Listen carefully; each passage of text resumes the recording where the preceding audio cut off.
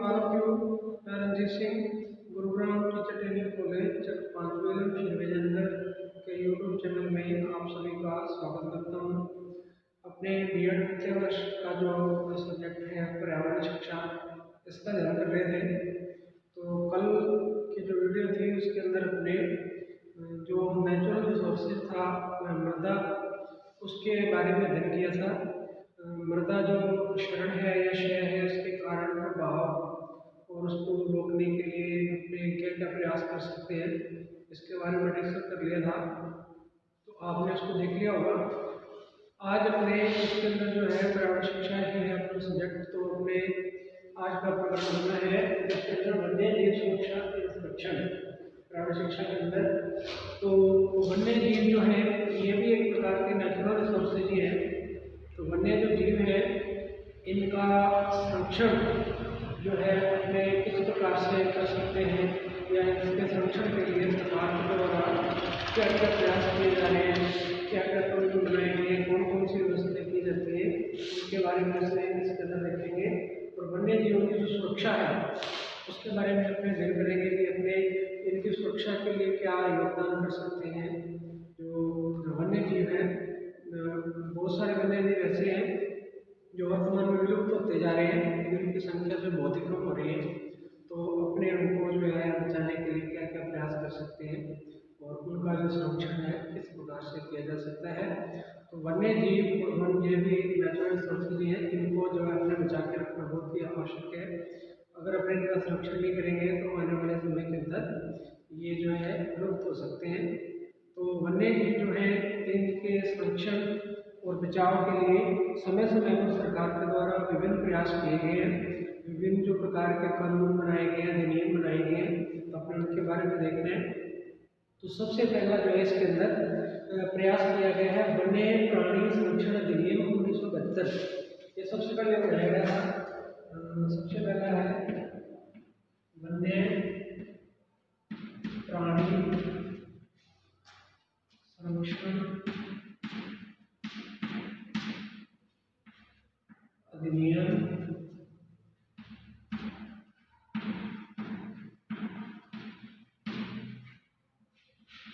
1972।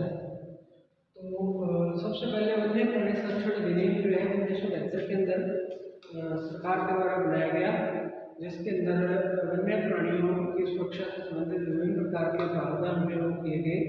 इसको जो है वन्य जीवों की सुरक्षा और कल्याण के हिसाब से लागू किया गया ताकि वन्य प्राणियों की सुरक्षा की जा सके। फिर इसमें कुछ कमियां थी, समय समय पर सरकार के द्वारा इसमें संशोधन किए गए। तो वन्य प्राणी जो संरक्षण अधिनियम 1972 है, इसके अंदर 1986 के अंदर जो है संशोधन किया गया। फिर उसके बाद 1991 में संशोधन किया गया। तो ये 1972 अधिनियम है। इसमें 1991 के अंदर संशोधन किया गया है पहली बार। ठीक है, तो 1991 के अंदर इस अधिनियम के अंदर संशोधन किया गया और एक बार 1986 के अंदर इसके अंदर संशोधन किया गया। 1986 के अंदर इसमें संशोधन किया गया है। तो जो वन्य प्राणी संरक्षण अधिनियम 1972 के अंदर इसमें जो सुधार अपने कह सकते हैं या इसके अंदर कुछ नई बातें जो है जोड़ी गई हैं। तो पहली बार इसमें संशोधन हुआ 1986 के अंदर, दूसरी बार संशोधन हुआ 1991 के अंदर। तो दो बार इस वन्य संरक्षण अधिनियम के अंदर संशोधन किया गया। आवश्यकता के अनुसार इसमें कुछ नई बातें जोड़ी गई हैं, तो जिससे वन्य प्राणियों को जो है अच्छे से अपने बचाव कर सके। इस अधिनियम द्वारा जो है नई दिल्ली, मुंबई, कोलकाता, चेन्नई और इसके आसपास के जो कार्यालय हैं, आसपास के जो क्षेत्र है वहाँ इसके कार्यालय स्थापित किए गए हैं इस संरक्षण अधिनियम से संबंधित। और वहाँ पर संकटाबद्ध जो प्रजातियाँ हैं उनको जो है अंतर्राष्ट्रीय व्यापार संबंधी कार्यों का निष्पादन किया जाता है। ठीक है, अब जो संकटाबद्ध प्रजातियाँ हैं उनका जो संरक्षण करने के लिए जो है यह संस्था प्रयासरत है और जो है इसके विभिन्न जगहों पर कार्यालय बनाए गए हैं जहाँ से इसका जो है अधिनियम का जो है संचालन किया जाता है वन्य जीवन से संबंधित। इसके बाद फिर दूसरा बनाया गया भारतीय वन्य जीव बोर्ड, जो है वन्य प्राणियों से संबंधित है। ये भी भारतीय वन्य जीव बोर्ड बनाया गया, भारतीय वन्य जीव बोर्ड। ये भी वन्य प्राणियों जो है की सुरक्षा और उनके संरक्षण के लिए बनाया गया है। भारतीय वन्य जीव बोर्ड जो है ये वन्य प्राणी संरक्षण था, इसमें भी जीवों का संरक्षण के लिए कानून बनाया। तो भारतीय वन्य जीव बोर्ड वन के अंदर जो जीव है, वन्य जो प्राणी है, उनका संरक्षण के लिए ये बोर्ड बनाया गया है। इस बोर्ड की स्थापना जो है 1952 के अंदर की हुई थी। सबसे पहले इस बोर्ड की स्थापना हुई है 1952 के अंदर। इस बोर्ड को जो है स्थापित किया गया है सरकार के द्वारा, और यह बोर्ड जो है वन्य जीवों की सुरक्षा और संरक्षण हेतु भारत सरकार को सलाह देने का कार्य करता है। इस बोर्ड का कार्य है, एक तो जो है भारत सरकार जो है उसको वन्य जीवों की सुरक्षा और संरक्षण से संबंधित सलाह दी जाती है इस बोर्ड के द्वारा। इसके अलावा राष्ट्रीय उद्यान जो होते हैं, वन्य जीव अभयारण्य हैं, प्राणी उद्योग हैं, उनकी देखरेख से संबंधित सुझाव भी इस बोर्ड के द्वारा समय समय पर सरकार को जो है दिए जाते हैं। तो वन्य जीवों के प्रति लोगों में रुचि जागृत करने का कार्य भी इस बोर्ड के द्वारा किया जाता है। वन्य प्राणियों के संरक्षण संबंधी लोगों में रुचि पैदा मतलब इस बोर्ड के द्वारा उत्पन्न की जाती है। यह बोर्ड वन्य जीवों संबंधी नीति बनाने हेतु देश की शीर्षस्थ संवैधानिक संस्था है। तो ये इम्पोर्टेंट है, ये जीके का क्वेश्चन भी बनता है कि वन्य प्राणियों या वन्य जीवों से संबंधित जो नीतियाँ बनाई जाती हैं, उन नीतियों को बनाने के लिए जो देश के अंदर संवैधानिक शीर्ष संस्था को कौन सी है, तो आ जाएगा भारतीय वन्य जीव बोर्ड। भारतीय वन्य जीव बोर्ड जो है यह शीर्ष संस्था है संवैधानिक, जो वन्य प्राणियों से संबंधित जो है जीवों से संबंधित नीतियाँ बनाने के लिए कार्य करती है। इसके बाद तीसरा आ जाता है भारतीय जीव जंतु कल्याण बोर्ड।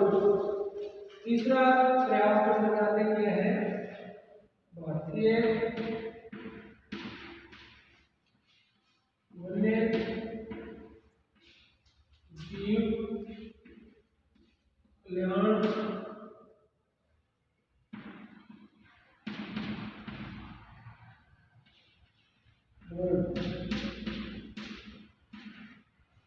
भारतीय वन्य जीव कल्याण बोर्ड, तो भारतीय वन्य जीव कल्याण बोर्ड जो है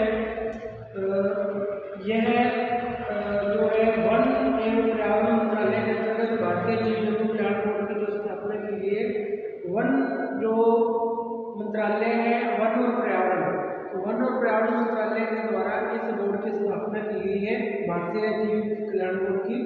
और इस बोर्ड की जो कार्य है या ये बोर्ड के जो दायित्व हैं जो अपने डिस्कस करने हैं एक एक करके, मतलब ये जो वन्य जीव कल्याण बोर्ड है ये क्या क्या कार्य करता है, क्या क्या जो है योजनाएं हैं उनको ये चलाता है या क्या इसके द्वारा प्रयास किए जा रहे हैं।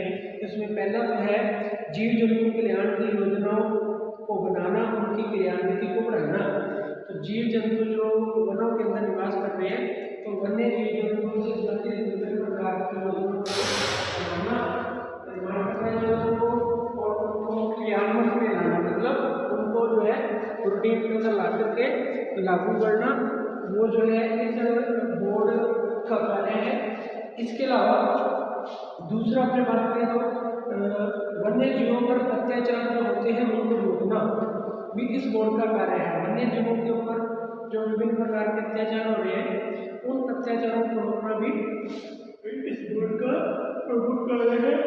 इसके अलावा अपने बात करें तो वन्य जीव जंतुओं के लिए कल्याण संगठनों को आश्रम गृह, पशु चारण गृह एवं पशु चिकित्सालय बनाने के लिए वित्तीय सहायता उपलब्ध कराना। तो वन्य जीव जंतुओं से संबंधित अगर मान लो कि कोई आश्रय गृह बनाना है, कोई पशु चारण बनाना है, पशु चारण गृह बनाना है, कोई पशु चिकित्सालय बनाना है, तो इन चीज़ों को बनाने के लिए अगर वित्तीय सहायता की जरूरत है, मतलब धन से संबंधित जो है अरेंजमेंट वो इस संस्था के द्वारा उपलब्ध करवाया जाता है। इसके बाद सरकार के द्वारा जो प्रयास किया गया राष्ट्रीय उद्यान और वन्य अभयारण्यों की स्थापना। राष्ट्रीय उद्यान और वन्य अभयारण्यों की स्थापना सरकार के द्वारा की गई है। राष्ट्रीय उद्यान व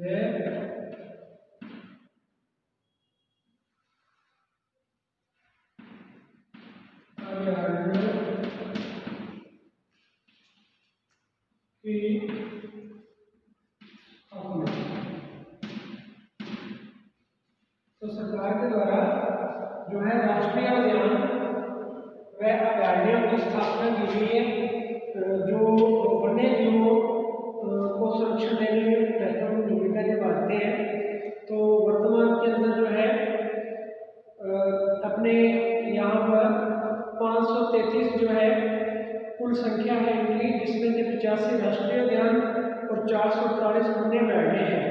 टोटल 533 है दोनों की संख्या अभयारण्य और उद्यान की, जिसमें से 85 तो राष्ट्रीय उद्यान है 85 और 448 जो है वन्य जीव अभयारण्य है, जो वन्य जीवों के संरक्षण हेतु कार्य करते हैं। इन अभयारण्यों और उद्यानों द्वारा वन्य जीवों के संरक्षण से संबंधित सार्थक प्रयासों को किए जा रहे हैं। तो इसके बाद अगला प्रयास है विशिष्ट प्रजातियों के लिए विशेष संरक्षण योजनाएं। अगला प्रयास सरकार के द्वारा किया गया है विशिष्ट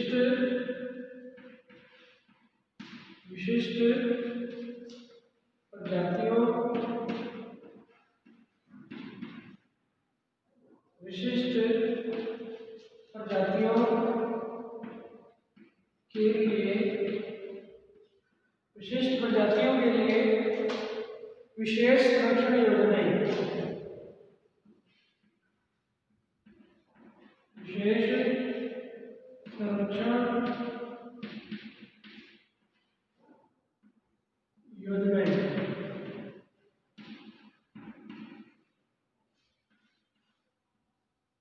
विशिष्ट प्रजातियों के लिए विशेष संरक्षण योजनाएं सरकार के द्वारा जो है चलाई जा रही है। कुछ विशिष्ट प्रकार की जातियां हैं, जैसे संकटापन्न प्रजातियां हैं, दुर्लभ प्रजातियां हैं, ठीक है। तो जो मतलब विलुप्त हो रही है या जिनके ऊपर संकट है, उनके लिए विशेष प्रकार की योजनाएं सरकार के द्वारा चलाई गई है।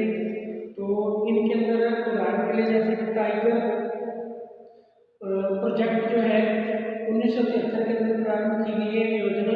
इसमें देश में वैज्ञानिक, आर्थिक, जो सांस्कृतिक और पारिस्थितिक मूल्यों के लिए बाघों का महत्वपूर्ण जनसंख्या जो है संरक्षण किया गया है। बाघों की जनसंख्या का या बाघों की संख्या का जो है संरक्षण, मतलब बाघ बहुत ही कम होते जा रहे थे, तो उनको संरक्षण देने के लिए, उनको बचाने के लिए सरकार ने जो है टाइगर प्रोजेक्ट योजना चलाई 1973 के अंदर। तो ये जो है विशेष प्रकार की प्रजाति के लिए विशेष प्रकार की योजना है, उदाहरण के लिए बताया मैंने। इसके अलावा और भी हो सकते हैं। तो इन योजनाओं के अंतर्गत जो है देश में 14 राज्यों के अंदर 23 प्रोजेक्ट टाइगर द्वारा संचालित किए गए। टाइगर प्रोजेक्ट के अंतर्गत जो अपने देश के अंदर 14 राज्यों के अंदर 23 टाइगर प्रोजेक्ट योजनाएं जो संचालित की जा रही हैं।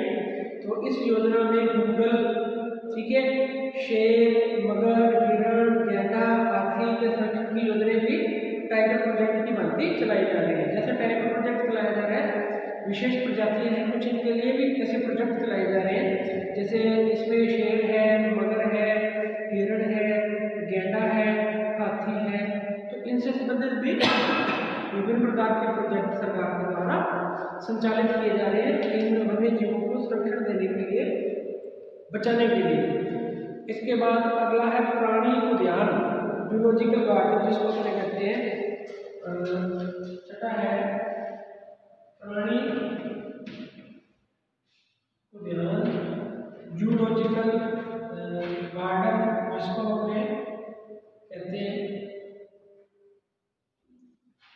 प्राणी उद्यान, जूलॉजिकल गार्डन जिसको अपने कहते हैं।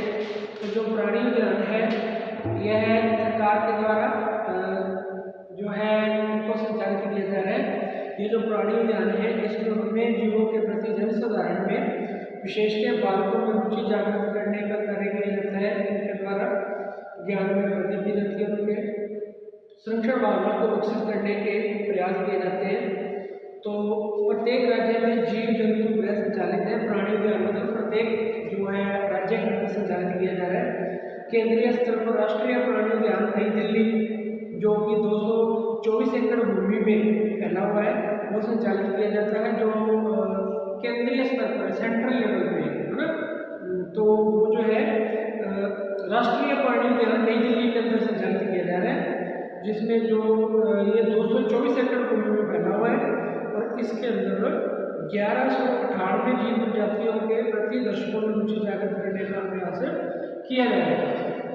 ये एक सर्वोच्च संस्था के रूप में संचालित है।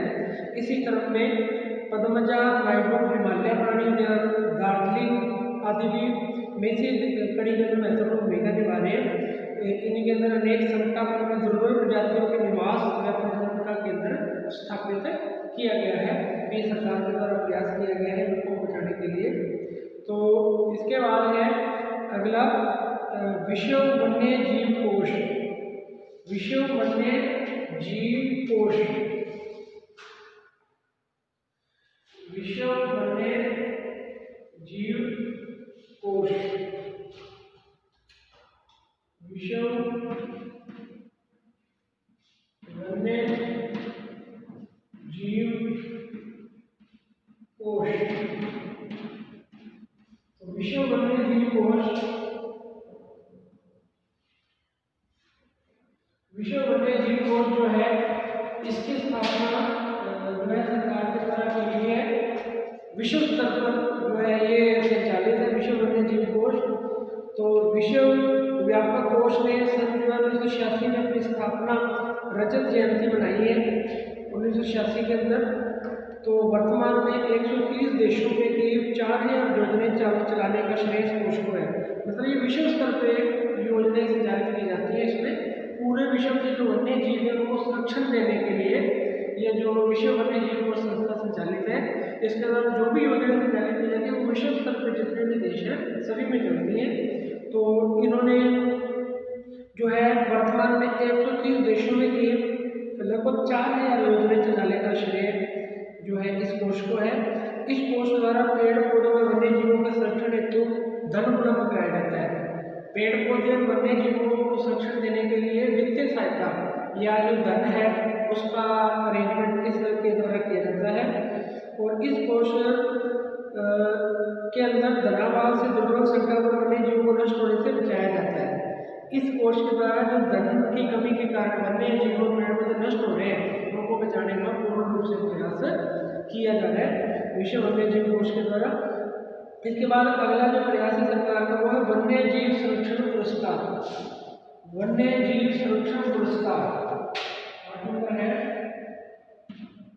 वन्य जीव संरक्षण,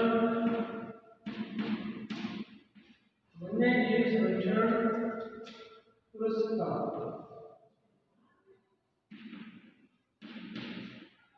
वन्य जीव संरक्षण पुरस्कार। तो वन्य जीव जो होते हैं उनको संरक्षण देने के लिए, उनको विलुप्त होने से बचाने के लिए सरकार जो है लोगों का ध्यान इस ओर आकर्षित करने के लिए विभिन्न प्रकार के जो है पुरस्कार भी समय समय पर देती है। पुरस्कार जो है का जो है वितरण किया जाता है ताकि जो है वन्य जीवों को संरक्षण देने में लोग जागरूक हों और अधिक से अधिक रुचि लें।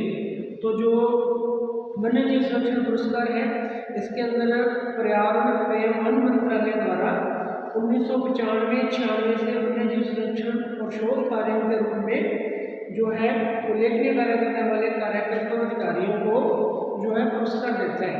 मतलब जो इस क्षेत्र के अंदर अच्छा कार्य करते हैं संरक्षण से संबंधित उनको 1995-96 से ये पुरस्कार जो है संचालित किए गए योजना पुरस्कार देने वाली। तो इसके अंदर कोई भी व्यक्ति भी हो सकता है, कोई संस्था हो सकती है, कोई अधिकारी हो सकता है, उनको जो है पुरस्कार दिया जाता है और उसका नाम है राजीव गांधी अवार्ड एम सालिम अली फेलोशिप तथा कैलाश सांखला फेलोशिप। अवार्ड जो प्रतिवर्ष दिए जाते हैं, 3 प्रकार के अवार्ड इस संस्था के द्वारा दिए जाते हैं। उन अवार्ड का नाम हम दोबारा सुन लो। एक तो है राजीव गांधी अवार्ड, दूसरा है सालिम अली फेलोशिप अवार्ड और तीसरा है कैलाश कांगला फेलोशिप अवार्ड। तो 3 प्रकार के जो अवार्ड हैं, पुरस्कार हैं, वो प्रतिवर्ष किसी भी व्यक्ति को, कार्यकर्ता को, संस्था को दिए जाते हैं जो वन्य जीवन के संरक्षण से संबंधित जो है महत्वपूर्ण योगदान अपना देते हैं। तो 3 प्रकार के पुरस्कार उनके लिए जो दिए जाते हैं प्रतिवर्ष। इसमें इस क्षेत्र में कार्य करने वाले लोगों के प्रति जो है, लोगों का इस कार्य के प्रति या इस फील्ड के प्रति जो उत्साह जोश बढ़ता है और उनमें जो है रुचि पैदा होती है इस क्षेत्र में कार्य करने के लिए। इसके अलावा हम समय भी जो है कुछ हम सब ये तो सरकार के द्वारा जो है प्रयास किए गए वन्य जीव संरक्षण और उनकी सुरक्षा के लिए, ठीक है, सरकार के द्वारा ये प्रयास किए गए। इसके अलावा हम समय में कुछ प्रयास करके वन्य जीव जो है उनका संरक्षण कर सकते हैं, उनको बचा सकते हैं। तो हमारे समय के द्वारा क्या क्या प्रयास किए जा सकते हैं? एक तो है दुर्लभ जीवों की रक्षा के विशेष कार्यक्रम बनाए गए। जो दुर्लभ जीव है मतलब लुप्त होते जा रहे हैं, जिनकी संख्या बहुत कम है, तो उनके लिए विशेष प्रकार के जो है कार्यक्रम वो बनाए जाएं और उनको संचालित किया जाए, जिसमें हम भी महत्वपूर्ण भूमिका अपने निभा सकते हैं इन प्रोग्रामों को बनाने में, संचालित करने में। दूसरा मैं कह सकते हैं राष्ट्रीय उद्यान में अभयारण्यों की संख्या में वृद्धि की जाए ताकि इन जीवों को सुरक्षित आवास मिले, क्योंकि राष्ट्रीय उद्यान और अभयारण्य के अंदर जो वन्य जीव है विलुप्त होने वाले उनको प्राकृतिक आवास के अंदर या कृत्रिम आवास के अंदर संरक्षण दिया जाता है, उनकी देखरेख की जाती है। और अगर इनकी संख्या बढ़ाई जाएगी तो विलुप्त होने वाले या संकट के अंदर है जो प्रजातियाँ वन्य जीवों को उनको संरक्षण मिलेगा और वो जो जातियाँ विलुप्त नहीं होंगी और जो है आगे वृद्धि कर सकेंगे। इसके अलावा जो है अवैध शिकार पर रोक लगाई जाए और पशुओं से बचने वाले उत्पादों के अवैध व्यापार को रोका जाए। जो शिकार किया जाता है अवैध रूप से उस शिकार पे या शिकार पर पूर्ण रूप से प्रतिबंध होना चाहिए। कोई भी जानवर है, कोई भी वन्य जीव है, उसका शिकार किया नहीं जाना चाहिए। किसी भी जीव का शिकार नहीं होना चाहिए, शिकार पर पूर्ण रूप से प्रतिबंध लगाया जाना चाहिए। और जो जीव है कुछ या पशु है उनकी जो शरीर के जो चमड़ी है या कुछ शरीर के ऐसे उत्पाद हैं जिनसे जो है कुछ सामान बनाए जाते हैं, तो उनके जो अवैध व्यापार है उनका उस पर भी प्रतिबंध होना चाहिए, रोक लगाई जानी चाहिए।